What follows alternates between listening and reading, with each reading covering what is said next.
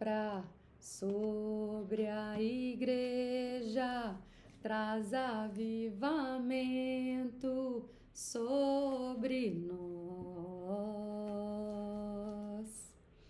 Sopra sobre os ossos secos, traz avivamento sobre nós. Vamos continuar o 22º capítulo do livro da vida de Santa Teresa de Jesus. Neste capítulo, ela fala sobre o caminho mais seguro para os contemplativos e aconselha não procurarem atingir coisas elevadas se o Senhor não os eleva. É pela humanidade de Cristo que se há de chegar à mais alta contemplação. Conta o engano em que esteve durante algum tempo e fala que este capítulo é de muito proveito. Antes de darmos sequência, eu te convido a um Pai Nosso, que estais nos céus, santificado seja o vosso nome.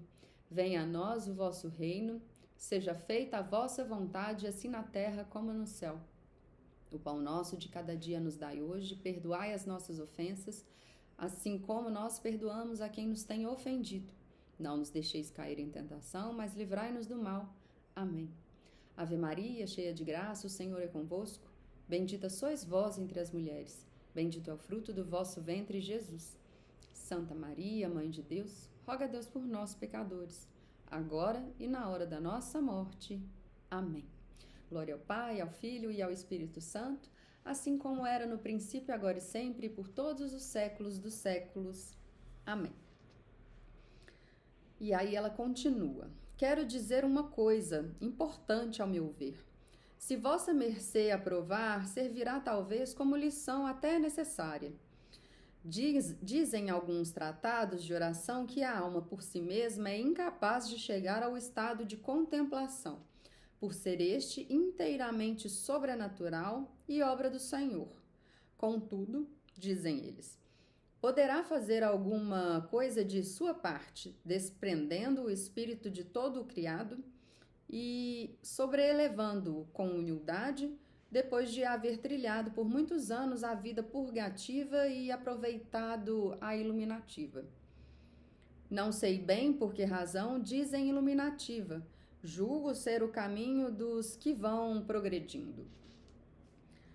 Tais livros insistem na conveniência de afastar o espírito de toda a imaginação corpórea e elevar-se a contemplar a divindade.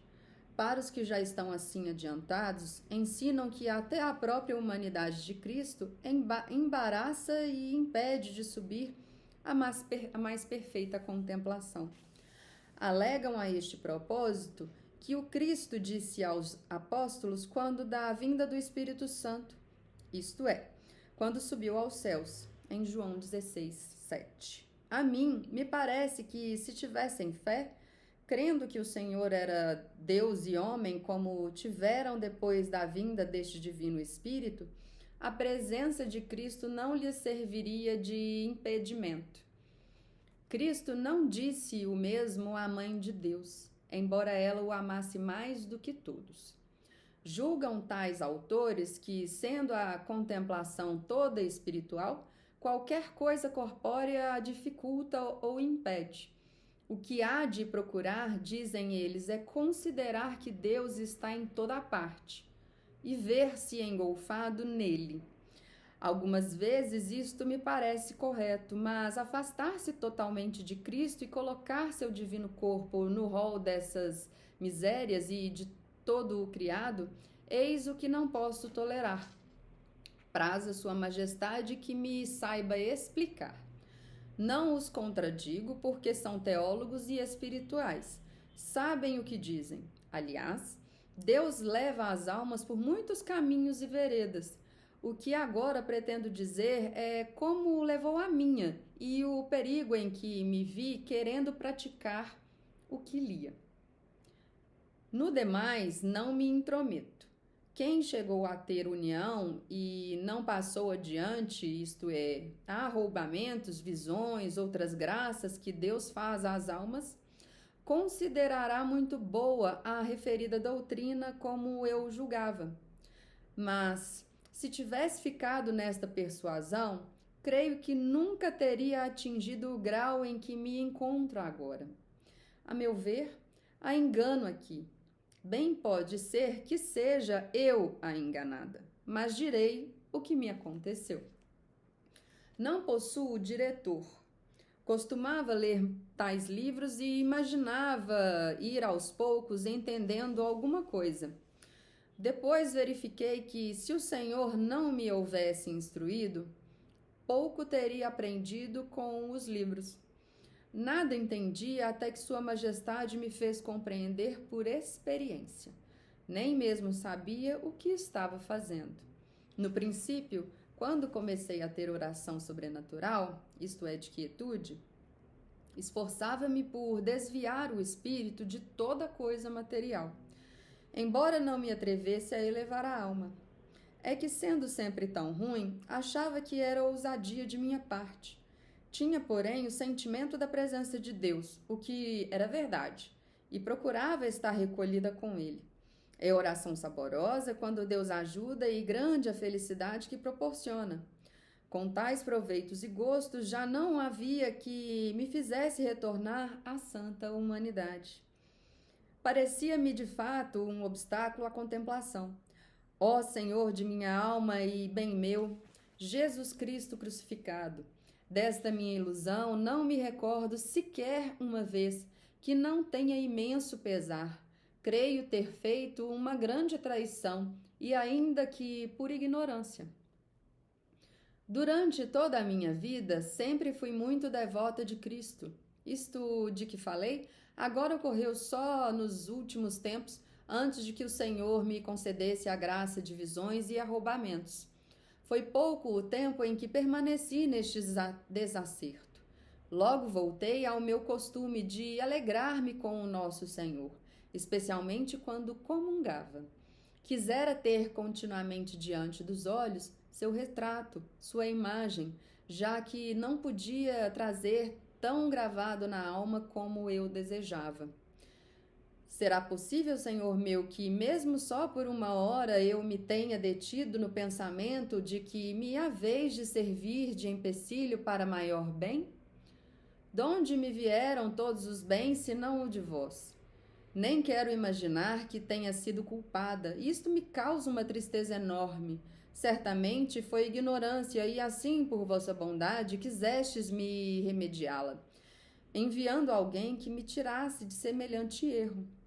Quisestes também aparecer-me várias vezes, como falarei mais adiante, para que eu percebesse melhor o quanto era profundo aquele engano e o referisse a muitas pessoas.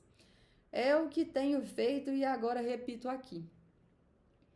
Estou convencida de ser esta a razão pela qual muitas almas não aproveitam mais nem adquirem grande liberdade de espírito, quando chegam a ter oração de união. Acho que posso basear o que afirmo em duas considerações. Talvez não esteja dizendo nada a propósito, mas o que digo é fruto de experiência. A verdade é que minha alma se encontrava muito angustiada até que o Senhor se dignou iluminá-la. Todas as alegrias espirituais vinham dos sorvos. Deixando a oração, não me sentia Deixando a oração, não me sentia naquela divina companhia de que só mais tarde gozei nos sofrimentos e tentações. Um dos motivos é que há certa falta de humildade, tão escondida e dissimulada que não reparamos. E quem será como eu, tão soberbo e miserável, que, embora passado a vida no meio de contínuas orações, penitências, perseguições, não se julgue extremamente rico e bem pago quando o Senhor lhe permite ficar ao pé da cruz como São João? Não sei onde caberia a ideia de não se contentar com isto, a não ser no meu juízo, que saiu perdendo no que havia de ganhar. Se por temperamento ou enfermidade, não podemos sempre refletir na paixão, por nos causar pena. Quem nos impede de estar com Ele após a ressurreição? Tendo-o tão perto no Santíssimo Sacramento, onde já está glorificado? Assim não o contemplaremos tão aflito e dilacerado, coberto de sangue, fatigado de caminhar, perseguido por aqueles aos quais fazia tanto bem, e magoado com a pouca fé dos apóstolos. Sim, certamente, pois há quem seja capaz de meditar continuamente nos tormentos que ele sofreu. Ei-lo aqui, antes de subir aos céus, sem dores, cheio de glória, confortando uns, animando outros. Nosso companheiro no Santíssimo Sacramento, porquanto parece que não esteve em suas mãos deixar-nos um só momento. No entanto, esteve em meu poder separar-me de vós, Senhor, para vos servir melhor. Quando vos ofendia, ao menos não vos conhecia. Mas conhecendo-vos, como pude pensar em ganhar mais por semelhante rumo?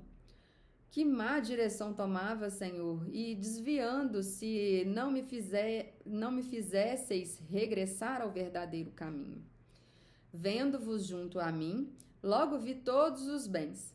Quando considero a atitude que mantive diante dos juízes, não acho provação difícil de suportar. Com tão bom amigo presente, com tão valoroso capitão, que em matéria de padecer foi o primeiro, tudo se pode tolerar. Serve de auxílio e dá forças. Nunca falta, é amigo verdadeiro. Vi depois e sempre tenho visto claramente que para agradarmos a Deus e para que nos conceda favores, deseja a Ele que os recebamos por intermédio desta humanidade sacratíssima, na qual Sua Majestade, Deus Pai, declarou ter posto suas complacências. Tenho visto muitas vezes por experiência. O Senhor também me disse isto. Tendo compreendido claramente que esta é a porta, Cristo, pela qual devemos entrar, e pretendemos que a soberana majestade, Deus Pai, revele grandes segredos. De modo que vossa mercê, Senhor, não queira outro caminho, ainda que esteja no cume da contemplação. Por aqui irá seguro, e por meio deste Senhor nosso que nos vê em todos os bens. Ele o ensinará. Contemple sua vida, porque não há melhor modelo. Lembra que no vídeo anterior eu já estava prevendo que ela ia fazer uma certa referência a esse pedido, né, de imitarmos a vida de Cristo. Está aqui se confirmando. Voltando, que mais podemos desejar do que ter a nosso lado tão bom amigo? Não nos abandonará nas dificuldades e nas tribulações, como fazem os do mundo. Bem-aventurado quem o amar deveras e sempre o trouxer junto de si. Consideremos o glorioso São Paulo, de cujos lábios, por assim dizer, não saía senão o nome de Jesus tão bem gravado, que o tinha no coração. Desde que entendi isso, tenho considerado atentamente alguns santos, grandes contemplativos, e reparei que não seguiam por outro caminho. São Francisco bem o demonstra nas chagas, Santo Antônio de Pádua no menino. São Bernardo deleitava-se com a humanidade. O mesmo ocorria a Santa Catarina de Sena e a tantos outros que vossa mercê conhece melhor do que eu. Esse aviso de apartar-se de toda imagem corpórea deve ser bom, sem dúvida, pois é recomendado por pessoas muito espirituais, mas só quando a alma já se encontra bastante adiantada. A não ser deste modo, é claro que se há de buscar o Criador por meio das criaturas. Tudo depende das graças que o Senhor faz a cada alma. Nisto não me intrometo. O que desejaria dar a entender é que não há de entrar neste rol da humanidade sacratíssima de Cristo. E note-se bem que este ponto é que tanto insisto. Quando Deus quer suspender todas as faculdades, como vimos nos graus de oração que já descrevi, torna-se evidente que mesmo a contragosto não é retirada a presença da santa humanidade. Em boa hora, ditosa perda que faz acrescer a felicidade, aumentando aquilo que nos parece perdido. A alma então entrega-se toda a amar o que o intelecto procurou conhecer. Ama o que não compreendeu. Regozija-se naquilo em que não poderia regozijar-se sem perder a si mesma para melhor ganhar. Mas o que não me parece correto é propositada e cuidadosamente habituarmos-nos a não procurar com todas as forças trazer sempre diante dos olhos esta sacratíssima humanidade, e prover o Senhor que fora sempre. E andar a alma no ar, como dizem, pois não tem arrimo, por mais que se imagine repleta de Deus. Perdão. É grande coisa trazer a Deus humanado diante de nós, enquanto vivemos e somos humanos. É a este respeito que desejo falar do segundo inconveniente a que me aludi. O primeiro, já disse, é uma pequena falta de humildade. A alma quer levantar-se antes que o Senhor a levante. Não se contenta a meditar coisa tão preciosa. Pretende ser Maria antes de ter trabalhado como Marta. Quando o Senhor assim permite, ainda que seja no primeiro dia, não há que temer. Mas sejamos comedidos, como penso já ter dito. Esse argueirinho de pouca humildade, embora pareça nada, é muito prejudicial a quem esteja a progredir na contemplação. Voltemos ao segundo inconveniente. Só um minuto, pessoal. Voltemos ao segundo inconveniente. Não somos anjos, temos corpo. Queremos passar por anjos enquanto estamos na terra e, tão engolfados nela como eu estava, é desatino. Em geral, nossos pensamentos carecem de apoio. Às vezes a alma sai de si, outras anda cheia de Deus, a ponto de dispensar alguma coisa criada para se recolher. Isto, porém, não é comum. Quando não se pode ter tranquilidade no meio de negócios, perseguições, sofrimentos e em tempo de securas, Cristo é o melhor amigo. Olhando o feito homem, vemos suas fraquezas e tormentos e permanecemos em sua companhia. Adquirindo hábitos, é muito fácil encontrá-lo junto a nós. Há dias em que não conseguimos fazer nenhuma coisa nem outra. Para estas ocasiões serve o que já foi dito. Isto é, não nos habituemos a buscar consolações de espírito. Grande coisa é viver abraçando a cruz, venha o que vier. Este Senhor ficou desamparado de toda consolação. Deixaram-no sozinhos em seus tormentos. Não o deixemos nós. Sua missão nos fará subir melhor do que todas as nossas diligências. Ausentar-se-á quando julgar conveniente e quando quiser erguer a alma acima de si mesma pelo modo já indicado. Muito agrada a Deus, Deus Pai aqui ela fala, quando uma alma se serve humildemente de seu filho como intermediário, amando-o tanto que, embora sua majestade consinta em elevá-la à mais alta contemplação, ela se reconhece indigna e diz como São Pedro: apartai-vos de mim, porque sou um homem pecador. Em Lucas 5:8. Isto, se por experiência, é assim que Deus tem conduzido minha alma. Outros irão, como já disse, por atalho diverso. Que tenho entendido é que todo o alicerce da oração está na humildade e quanto mais a alma se humilha, mais Deus a engrandece. Não me recordo de ter recebido nenhuma graça muito especial das que falarei adiante, que não fosse estando eu aniquilada por me ver tão ruim. Sua Majestade ainda procurava ajudar no meu próprio conhecimento, fazendo-me entender coisas que eu jamais saberia imaginar. Tenho para mim que tudo quanto a alma faz para se ajudar na oração de união, ainda que a princípio pareça proveitoso, muito depressa se desvanece como coisa sem fundamento. Receio que nunca chegue à verdadeira pobreza de espírito.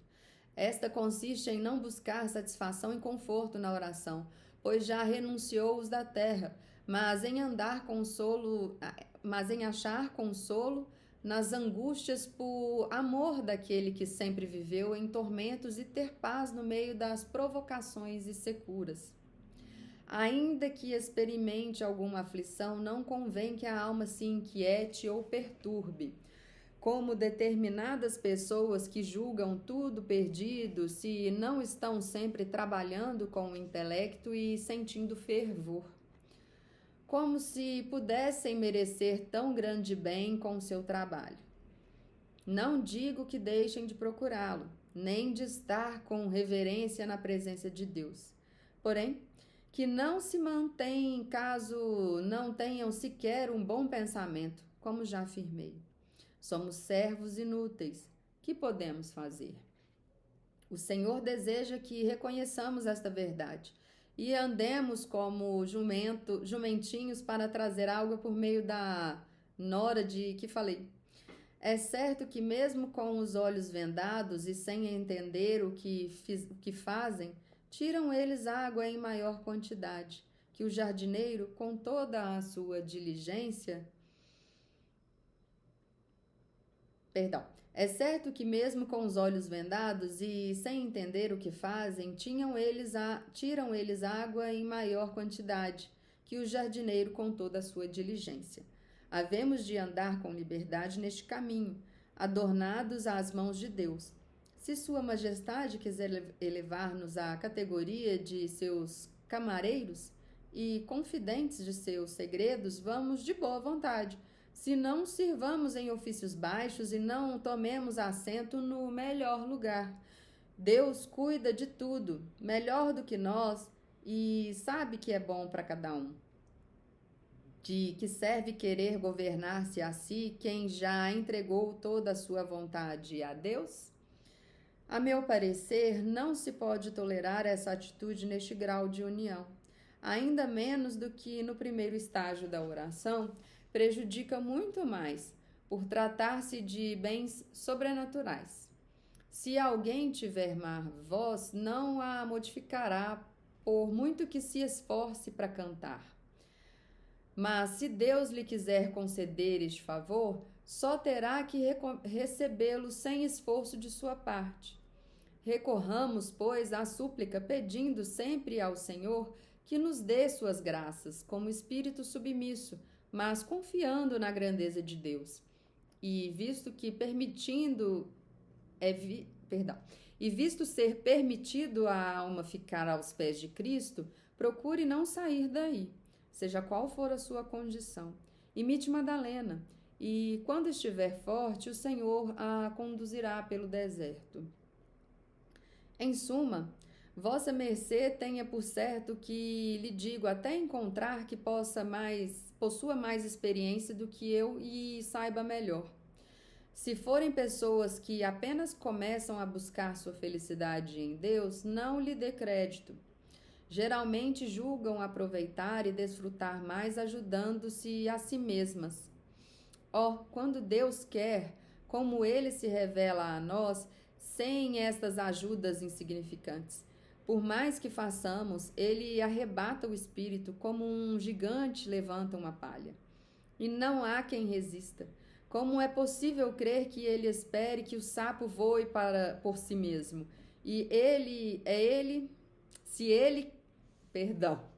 Como é possível crer que Ele espere que o sapo voe por si mesmo, se Ele o quer fazer voar? Considero o nosso espírito ainda mais pesado e difícil para se levantar, se Deus não o levanta. Está carregado de terra e de 1000 impedimentos. Pouco lhe aproveita querer voar, embora isto lhe seja mais natural do que ao sapo. Está de tal modo metido na lama que perdeu as asas por sua culpa. Quero concluir dizendo que, ao pensarmos em Cristo, sempre nos lembremos do amor com que nos fez tantas graças e da grande ternura que Deus Pai, nos testemunha em nos dar tal penhor do muito que nos ama, pois amor gera amor. E ainda que nos vejamos muito ruins e principiantes, procuremos sempre ir considerando estas verdades, nos estimulando a amar. Uma vez que o Senhor nos faz a graça de imprimir em nosso coração este amor, ser-nos-á tudo fácil. Faremos grandes coisas muito depressa e sem trabalho. Dê-nos Sua Majestade esse amor, pois sabe quando nos convém e quanto nos convém. Isto lhe peço pelo amor isso lhes peço pelo amor que ele nos teve e por seu glorioso Filho, que, à custa de tantos sofrimentos, nos mostrou o seu amor. Amém. Uma coisa quero perguntar a vossa mercê. Por que motivo, quando o Senhor começa a beneficiar uma alma, concedendo-lhe graças tão elevadas, como é arrebatá-la à perfeita contemplação, não fica a alma logo totalmente perfeita, como seria justo? Sim, por certo, seria conforme a razão, pois quem recebe tão grande graça não deveria querer mais consolo na terra. Chegando a ter arroubos e recebendo habitualmente outros favores divinos, por que motivo os efeitos não se tornam mais elevados? Quanto mais as graças se multiplicam, tanto mais desapegada deveria ficar a alma. Chegando-se a ele, não poderia o Senhor num momento deixá-la santificada, ao invés de ir aperfeiçoando-a nas virtudes com o passar do tempo. Isso quisera saber, pois o ignoro. Bem compreendo que é diferente a fortaleza que Deus infunde no princípio, quando esta graça não dura mais do que um abrir e fechar de olhos, e apenas se dá a perceber pelos efeitos, ou então quando a concede mais largamente. Muitas vezes será talvez porque a alma não se dispõe total e imediatamente. O Senhor pouco a pouco a educa e a faz com que ela se determine, dando-lhe ânimo varonil para tudo calcar inteiramente aos pés, como fez num breve instante com Madalena. Em outras pessoas, faz o mesmo conforme se entregam à ação divina e deixam a Sua Majestade agir. Nunca saberemos crer suficientemente que ainda nesta vida Deus recompensa concedendo 100 por 1. Ocorreu-me também esta comparação. Tanto as almas mais adiantadas como as principiantes, é sempre o mesmo alimento que se dá, um manjar do qual muitas pessoas comem. Algumas apenas provam um pouquinho e ficam só com o bom sabor. Outras comem mais e já se sustentam. Outras comem muito e recuperam forças e alento. Pode mesmo acontecer alguma comer tantas vezes e com tanto proveito deste manjar de vida que já não encontre gosto em outra coisa fora dele. Verifica a vantagem e já tem o paladar tão afeito a esta doçura que preferiria perder a vida a ter de provar outras coisas que somente serviriam para abrir o sabor deixado pelo celeste alimento. Do mesmo modo, a convivência com uma pessoa santa não produz tanto fruto num dia como em muito tempo. E favor de Deus deste tempo pode ser tão prolongado que afinal sejamos santas como ela. Em suma, tudo depende da vontade do Senhor, e Sua Majestade concede suas graças a quem quer. Mesmo assim, é de grande importância que a alma, começando a receber tais favores, determine-se a apreciá-los devidamente e desprender-se de tudo. Dir-se-ia também que Sua Majestade anda experimentando uns e outros, para ver quem o quer. Se porventura a fé naquele que há de dar um dia estiver amortecida, para avivá-la o Senhor revela quem Ele é por meio daquelas alegrias interiores tão soberanas. Parece dizer: olhai que isto não é mais que uma gota do mar imenso de meus tesouros. Nada deixa por fazer em favor daqueles que ama. Vendo que o recebem, dá tudo e dá a si mesmo, quer a quem o quer, e como sabe querer bem. E que bom amigo! Ó Senhor de minha alma, quem saberia ter palavras tão para fazer compreender o que dais aos que confiam em vós? E quanto perdem os que chegam a este estado e ficam apegados a si mesmos? Torno a suplicar a vossa mercê, caso deseje conferir com alguém estas coisas que escrevi sobre oração. Faça-o unicamente com pessoas espirituais. Se não souberem mais que um caminho, ou se tiverem parado no meio, não poderão compreender que seja assim como digo. Existem alguns conduzidos por Deus, logo de início, por via de muito sublime. Julgam que os outros tirarão fruto do mesmo modo, aquietando o intelecto e não se valendo do auxílio das coisas materiais. Disto resulta ficarem secos como tocos de pau. Outros têm um pouco de quietude e logo pensam que, tendo uma coisa, podem ter outra. Em lugar de aproveitar, desaproveitam. Assim que em tudo há necessidade de experiência e discrição. O Senhor nos dê essa experiência por sua bondade. Amém. Deixa eu ver o tempo. Vamos continuar no vídeo. A gente vai para o capítulo 23, a terceira parte. Eu acho que esse capítulo 22 foi tão esclarecedor que eu não tenho nem como dizer alguma palavra para complementar aqui o que ela descreveu, mas só deixando mesmo a lembrança de que ela nos recorda, né, que o caminho para todos esses frutos de que Deus quer nos dar para quem está, né, neste caminho de santidade, no caminho de perfeição, é de que não há outra porta que não Jesus, né? Então, que nós sempre tenhamos em mente a Santíssima Trindade, a Sagrada Família, que é também a representação da Trindade na história da Igreja, né? Na Terra, em carne, para que nós entendamos em quais momentos, né, por quais caminhos nós estamos passando e por qual intercessão nós estamos precisando. Mas a porta de entrada é por Jesus, que nos espelhemos nele e que depois nos recorramos, né, aos dons do Espírito Santo em verdade, em sabedoria, para que possamos colher os frutos do bom Pai, caso ele nos queira conceder.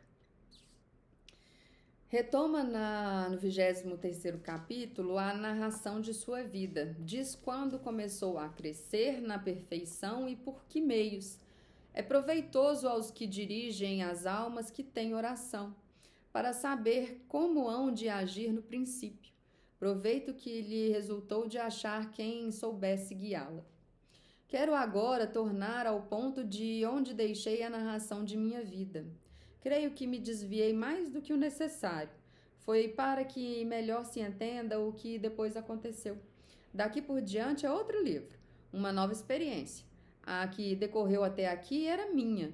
Porém, desde que recebi as graças de oração que descrevi, é a que Deus vivia em mim. Bem vejo que era impossível sair em tão pouco tempo de costumes e obras tão ruins. Seja Deus louvado que me livrou de mim mesma. Quando comecei a deixar as ocasiões e a dar-me à oração, pôs-se logo o Senhor a me fazer favores, como quem estava desejando que eu também quisesse recebê-los. Sua Majestade principiou a conceder-me com frequência oração de quietude e muitas vezes por longo tempo a de união. Como naquela época verificaram-se nas mulheres grandes ilusões e enganos do demônio. Comecei a temer, pois era tão grande a felicidade e a doçura que muitas vezes, sem o poder evitar, eu me via. Por outro lado, havia em mim profunda convicção de que era obra de Deus, sobretudo quando estava em oração. Sentia-me bastante melhor e até mais forte. Se, porém, me distraía um pouco, tornava a temer, pensando que talvez o demônio me fizesse entender que era bom interromper meu raciocínio para me tirar da oração mental e não me deixar refletir na paixão nem me aproveitar do intelecto. Ainda não compreendia bem as coisas e parecia-me isto o maior dos prejuízos. Como Sua Majestade queria iluminar-me para não mais o ofender e conhecer o quanto lhe devia, este medo cresceu em mim de tal sorte que me obrigou a procurar com diligência pessoas espirituais com as quais pudesse trocar ideias. Já tinha notícia de algumas, pois haviam estado aqui os padres da Companhia de Jesus. Não os conhecia, mas era-lhes bastante afeiçoada, só por saber o modo de vida e de oração que levavam. Não me achava, entretanto, digna de consultá-los, nem forte para lhes obedecer, e isto me incutia mais temor. Tratar com eles e continuar a ser quem era parecia-me algo muito duro de suportar. Assim fiquei durante algum tempo, até que, depois de muitos combates e temores, resolvi conversar com uma pessoa espiritual para perguntar que tipo de oração era a minha. Pedi que me esclarecesse no caso de estar errada, ajudando-me a fazer tudo o que estivesse a meu alcance, para não ofender a Deus. A falta de coragem que sentia, como disse anteriormente, fazia-me andar com muita timidez. Valha-me Deus, que engano tão grande, querendo ser boa, apartava-me do bem. Neste ponto, o demônio deve fazer muita oposição aos que começam a trilhar caminho de virtude. Ele sabe que todo o descanso da alma consiste em frequentar os amigos de Deus e, por isso, certamente, não havia meios de me determinar a fazê-lo. Sentia dificuldade em resolver, pois desejava primeiro corrigir-me, tal qual fiz durante o tempo em que abandonei a oração.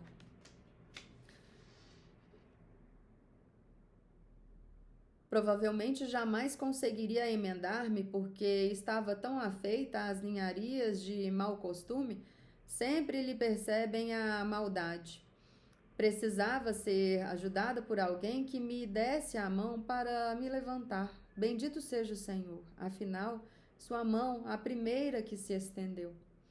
O meu temor aumentava, pois as graças na oração cresciam. Nisto deveria haver grande bem ou mal gravíssimo. Às vezes podia resistir. Tê-lo quando desejava era da mesma forma impossível. Pensei comigo que a única solução seria procurar manter limpa a consciência, evitando qualquer ocasião, mesmo de pecados veniais. Vendo o Espírito de Deus, claro estava o ganho. Se fosse o do demônio, pouco dano podia me causar desde que eu procurasse agradar ao Senhor e não o ofender. Com essa determinação e suplicando sempre ao Senhor que me ajudasse, procurei fazer assim alguns dias. Vi que minha alma não tinha forças para atingir por si mesma tanta perfeição, devido a certas afeições que, embora o fossem erradas, bastavam para estragar tudo. Falaram-me a respeito de um sacerdote teólogo que residia neste lugar, cuja bondade e firmeza do Senhor começava a manifestar a todos. Procurei conhecê-lo por intermédio de um fidalgo, pessoa muito santa, que vive nesta cidade, casado, mas de vida tão exemplar e virtuosa, de tanta oração e caridade, que tudo nele irradia bondade e perfeição. Efetivamente tenho feito grande bem a muitas almas, embora Efetivamente tem feito grande bem a muitas almas, embora sua condição de leigo não o ajude. Com tantos talentos, não pode deixar de colher muitos frutos. É de muita inteligência e amabilidade para com todos. Sua conversa, longe de ser monótona, é suave, aprazível e, ao mesmo tempo, reta e santa. Dá gosto tratar com ele, tudo faz para servir ao bem das almas que o cercam. Não tem outra ambição que a de fazer por todos o que está a seu alcance, a dar a todos contentamento. Creio que este homem santo e bendito foi com suas indústrias o primeiro... Creio que este homem santo e bendito foi com suas indústrias o princípio de salvação para minha alma. Sua humildade causa-me admiração. Há cerca de 40 anos, talvez 2 ou 3 a menos, tem em oração e elevada a vida de maior perfeição possível no seu estado. Sua esposa é tão grande serva de Deus e de tanta caridade que só pode ajudá-lo. Em suma, o próprio Deus a escolheu para aquele de quem sabia que havia de ser o seu fiel servo. Alguns de seus parentes estavam casados com pessoas de minha família. Havia também estreito relacionamento com outro servo de Deus, muito virtuoso, esposo de uma das minhas primas. Por intermédio daquele fidalgo, procurei que viesse falar-me ao sacerdote a quem aludi, tão grande servo de Deus e muito seu amigo. Tinha a intenção de confessar-me e tomá-lo por diretor.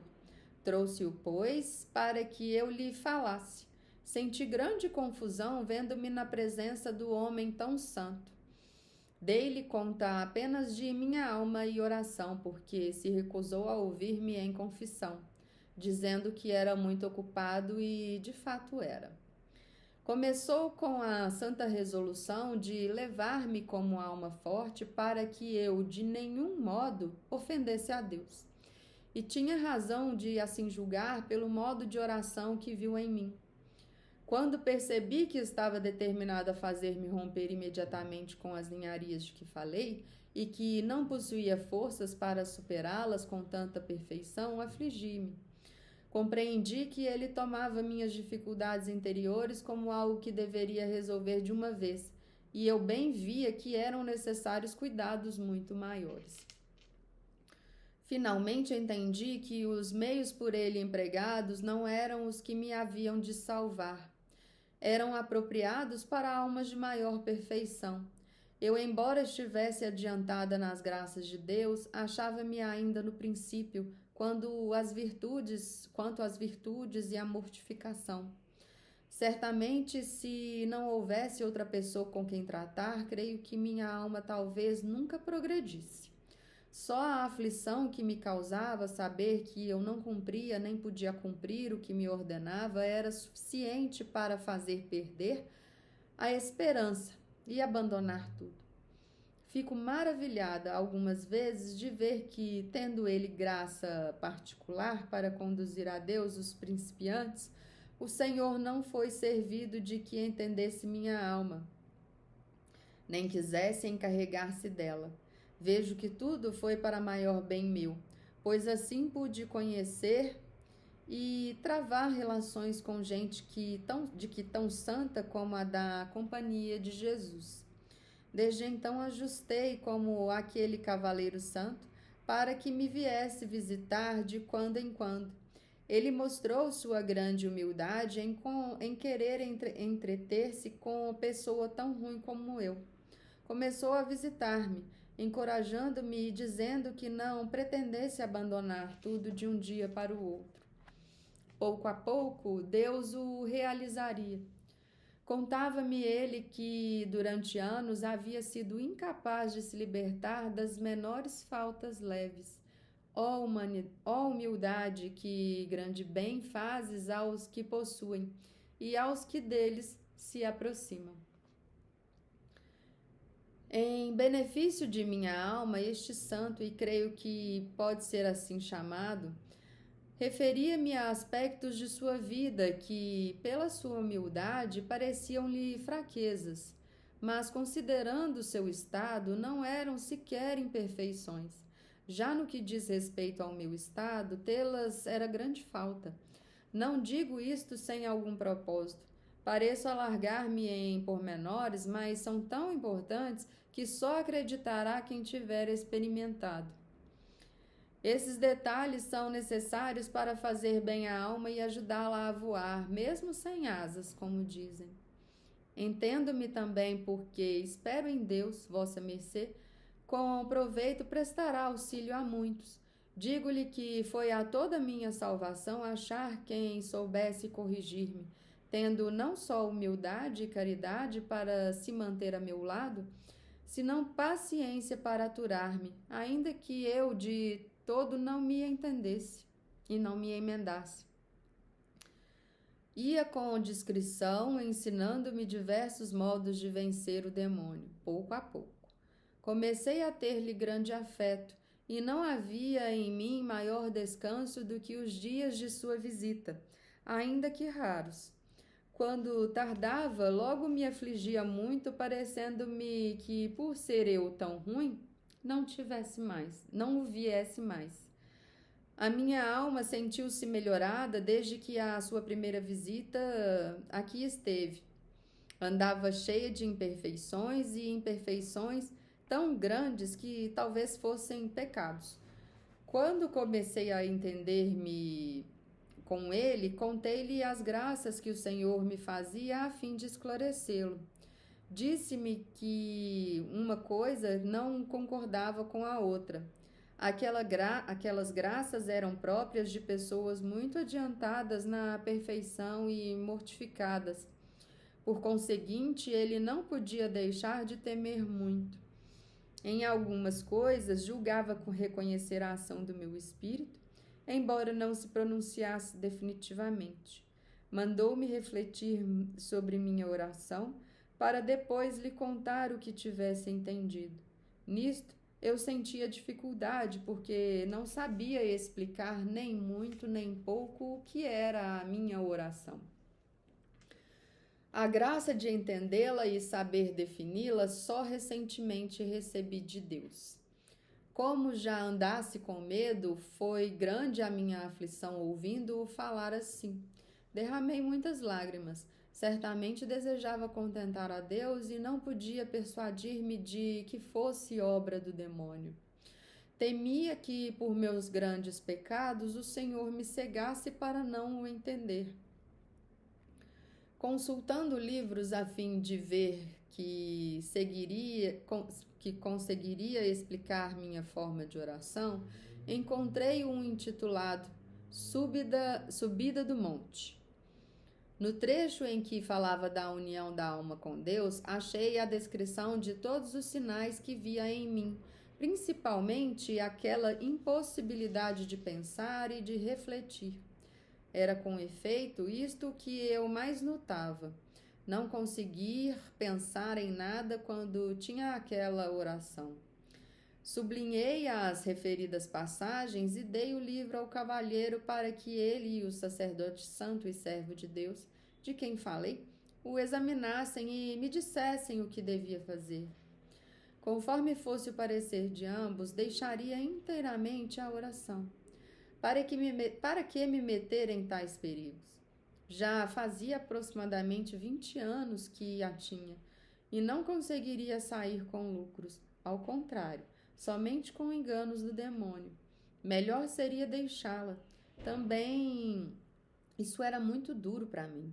Já havia experimentado como ficava minha alma sem oração. Para onde quer que me voltasse, só via tribulações.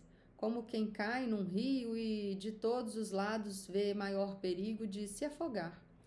É imenso sofrimento e dessa espécie tenho tido muitos, como falarei adiante. Ainda que pareça importar pouco, servirá talvez para mostrar como se há de provar o espírito. Grande é, não há dúvida, a aflição que se passa. Torna-se necessário usar de prudência, especialmente tratando-se de mulheres. É muita a fraqueza, e poderia causar grande mal dizer-lhes, positivamente, que estão sob a ação do demônio. Melhor é examinar bem, afastá-las dos perigos possíveis e avisá-las discretamente, guardando também segredo, porque assim convém. Digo isso baseado nos grandes sofrimentos pelos quais passei, porque alguns confessores com os quais falei de minha oração não guardaram segredo. Consultando-se uns aos outros com boa intenção, causaram-me bastante prejuízo. Com isto, divulgaram-se coisas que deveriam ter ficado. Perdão. Com isto, divulgaram-se coisas que deveriam ter ficado ocultas. Não eram para todos, e parecia ser eu quem as publicava. Creio que, embora não tivesse culpa, o Senhor assim permitiu para que eu padecesse. Não digo que revelassem o que eu lhes confiava em confissão. Eram pessoas às quais, por meus temores, eu contava tudo para que me esclarecessem. Pensava que o haveriam de calar, contudo, jamais ousei ocultar-lhes coisa alguma. É preciso, pois, repito, prevenir a estas almas com muita prudência, animando-as e guardando o tempo em que o Senhor as queira ajudar, como fez comigo. A falta dessas precauções me teria prejudicado bastante, pois era muito medrosa e sujeita a me assustar. Sofrendo do coração, admiro-me de não ter me feito muito mal. Dei, pois, ao cavalheiro santo o livro e a relação, que fizera melhor que pude de minha vida e de meus pecados em conjunto, não em forma de confissão, por ser ele secular, dando, porém, claramente a entender quanto eu era ruim. Os dois servos de Deus estudaram com grande caridade e solicitude o que me convinha. Naqueles dias entreguei-me à oração com maior assiduidade e pedi a muitas pessoas que me encomendassem a Deus. Finalmente chegou a resposta que eu esperava com bastante receio. O cavaleiro veio muito aflito e disse-me que, segundo o parecer de ambos, tudo era obra do demônio.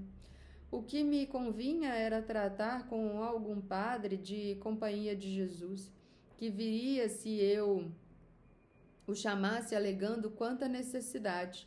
Deveria dar-lhe conta de toda a minha vida e de meu espírito, por uma confissão geral, tudo com muita clareza. Pela virtude do sacramento da penitência, Deus lhe infundiria mais luz. Além disto, esses padres são muito experientes em coisas espirituais. Recomendou-me que não negligenciasse coisa alguma do que me dissesse, pois correria grande perigo se não houvesse quem me dirigisse. Causou-me isto tanto temor e pesar que não sabia o que fazer de mim. Tudo era chorar. Estando um dia num oratório, muito desolada, sem saber o que fazer, abri um livro que o Senhor me parece ter posto nas mãos e li esse trecho de São Paulo. Deus é muito fiel e jamais consente que sejam enganados pelo demônio os que o amam. 1 Coríntios 10, 13. Este pensamento consolou-me muito. Comecei a tratar de minha confissão geral, pondo por escrito todos os males e bens.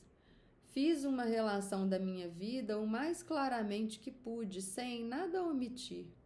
Recordo-me de que, depois de escrito, vendo tantos males, quase nenhum bem, fui acometida de imensa dor e aflição. Causava-me também preocupações que as outras religiosas me vissem tratar com gente tão santa como as da Companhia de Jesus. Temia minha ruindade. A meu ver, relacionar-me com eles era contrair maior obrigação de não ser dissipada e de me afastar de meus passatempos. Do contrário, seria agravar a minha situação. Pedi, por isso, à sacristã e à porteira de que ninguém o dissessem. Valeu-me pouco. Quando me chamaram, aconteceu justamente estar na portaria quem espalhou por todo o convento. Oh, quantos embaraços põe o demônio e quantos temores inspira a quem se determina a chegar-se a Deus. Travei contato, pois, com aquele religioso da companhia, servo de Deus, em alto grau e dotado de rara prudência. Abri-lhe toda a minha alma. Ele, como quem bem compreendia esta linguagem, declarou-me o que era e meu estado, e muito me animou também. Disse-me ser notoriamente Espírito de Deus, mas julgou necessário que eu recomeçasse a oração pela base, porque não ia bem fundada, nem tinha começado a entender a mortificação. Isso era tão verídico que até o nome pareceu-me estranho. Recomendou-me que de nenhum modo deixasse a oração, antes me esforçasse muito. Depois Deus me fazia graças muito particulares. Quem sabe se por meu intermédio quereria o Senhor fazer bem a muitas pessoas. Disse-me outras coisas, parecendo profetizar o que depois o Senhor fez comigo. Assegurou-me que eu tinha muita culpa e não correspondesse às graças que Deus me fazia. Em tudo eu tinha a impressão de que o Espírito Santo falava nele para curar minha alma, de tal modo que se imprimiam nela as suas palavras. Fiquei muito humilhada. Levou-me por meios que pareciam tornar-me outra inteiramente. Que grande coisa é compreender uma alma! Disse-me que meditasse cada dia sobre um passo da paixão e procurasse aproveitar-me dele, não pensando senão na humildade. Resistisse, quando pudesse, aos recolhimentos, de maneira a não lhes dar entrada até que ele me ordenasse outra coisa. Deixou-me consolada e animada. O Senhor ajudou-me, e também a ele, para que compreendesse meu espírito e o meu modo de governar a alma.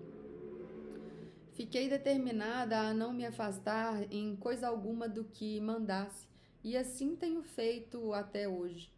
Louvado seja o Senhor, que me tem dado graças para obedecer a meus confessores, ainda que imperfeitamente. Tem sido quase sempre esses benditos homens de companhia de Jesus, e, embora com imperfeição, a eles tenho seguido. Minha alma começou a ter sensível melhora, como agora eu direi.